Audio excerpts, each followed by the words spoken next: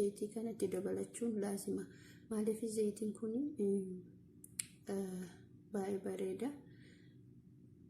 Kanaaf amma kana lamaan walitti dabalee kana afaan walitti dabalee isinitti agarsiisa. Dhugaa akka irraa baratan abdiin qaba.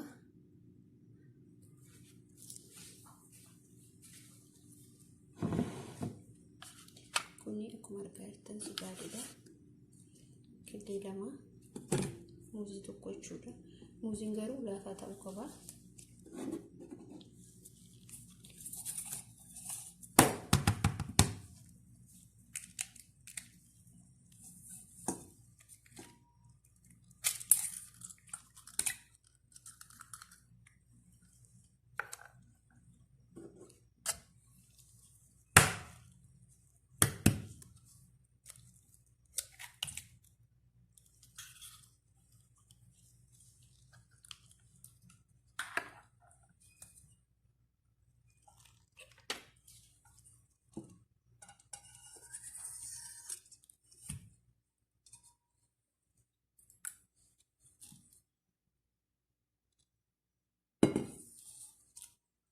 Asitti muuzii kanatti kuufanii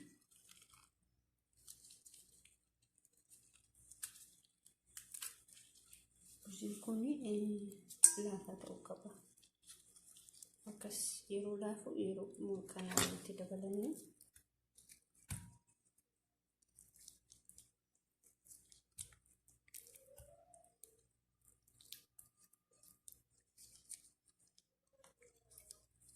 ammoo subaadii itti dabalanii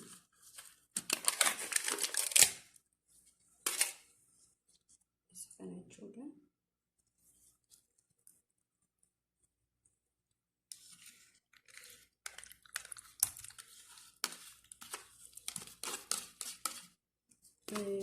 Muluma itti subaadii tokkummaan fayyadamee namoonni tokkummaan kalama sadis ta'uu danda'a. Sababni isaa akkuma rifeensa keessaniitiin jechuudha. Maaliif rifeensi tokko asitti immoo kun immoo zayitiidha jechuudha.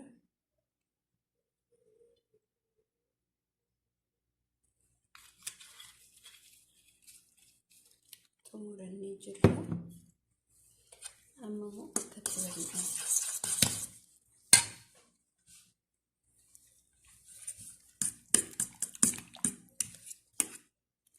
Gara muuziin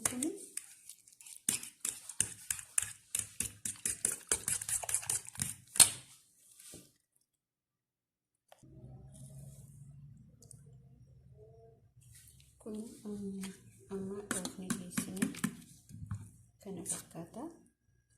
Amma rifeensa keenyatti dibachuu qofachuu nama fayyadudha. Maaliif rifeensa keenya yeroo dibannu sa'a lama qofa irra teessisna.